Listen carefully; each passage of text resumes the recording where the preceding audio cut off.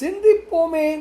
1810 அன்பர் பராவி ஏவலில் சரிப்பர் அண்டவானரே.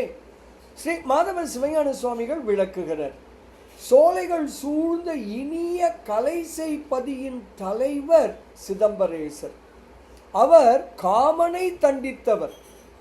காலனின் கோபத்திற்கு அஞ்சுவோர் காலனை வானலாவ புகழ்வர். அப்படி புகழப்படும் காலனையும் தண்டித்தவர் சிதம்பரேசர். அவரது திருவடிகளை புகழும் அன்பர்களுடைய திருவடி தாமரைகளை எப்பொழுதும் போற்றி பரவி அந்த பெருமானது அன்பர்களுக்கு ஏவல் கேட்டு நடப்பர் வான் உலகத்தார். இப்படியாக அடியார்கள் தேவர்களாலும் புகழப்படுவர் என்று விளக்குகிறார் ஸ்ரீ மாதவ சிவஞான சுவாமிகள். பாடலை காணலாமே.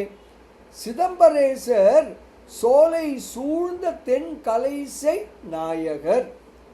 கதம் பராவு காமனோடு காலனை கடிந்தவர்.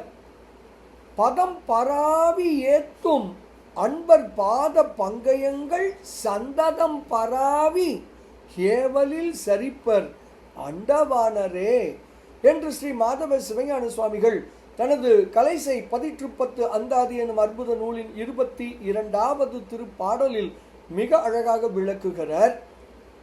அன்பர் பரவுவோம், அருள் உணர்வோம், பேரானந்தத்தில் திளைப்போம் திளைப்போம் திளைப்போம். இனிய வணக்கம். சிவாய நம.